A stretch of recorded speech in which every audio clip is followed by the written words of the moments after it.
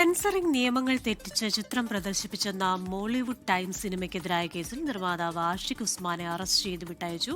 സംവിധായകൻ അഭിനവ് സുന്ദറിനെയും ചോദ്യം ചെയ്യും. റിനു ശ്രീധർ വിവരങ്ങളുമായി ചേരുകയാണ്. Rinu, good evening. ഇനി അടുത്ത നടപടി എന്താണ്?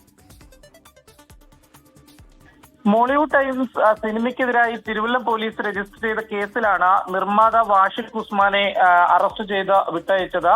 സ്വാഭാവിക ജാമ്യം കിട്ടുന്ന സാഹചര്യമായതിനാലാണ് അറസ്റ്റ് രേഖപ്പെടുത്തി വിട്ടയക്കുവാൻ വേണ്ടിയിട്ടുള്ള ഒരു കാരണം. ഈ സെൻസറിംഗ് നിയമങ്ങൾ തെറ്റിച്ച് ചിത്രം പ്രദർശിപ്പിച്ചു എന്നുള്ളതായിരുന്നു കേസ്.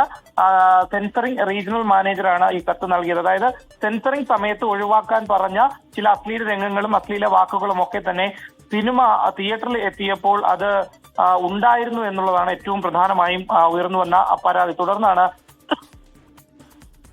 സെൻസറിംഗ് റീജിയണൽ മാനേജർ പരാതി നൽകിയത്. തുടർന്ന് തിരുവല്ലം പോലീസ് കേസ് രേഖപ്പെടുത്തുകയായിരുന്നു. എന്തായാലും നിർമ്മാതാവ് ആഷിഖ് ഉസ്മാനെ അറസ്റ്റ് ചെയ്ത് ചോദ്യം ചെയ്തതിൽ അയാൾക്ക് ഒന്നും അറിയില്ല, താനൊരു നിർമ്മാതാവ് മാത്രമാണ് എന്നുള്ളതാണ് മൊഴി നൽകിയിരിക്കുന്നത്.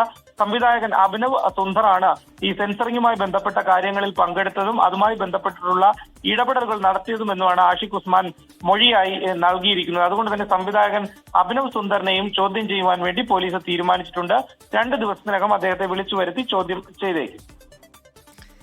ശരി, റിനു ശ്രീധറാണ് തിരുവനന്തപുരത്ത് നിന്ന് വിശദാംശങ്ങളുമായി ചേർന്നത്.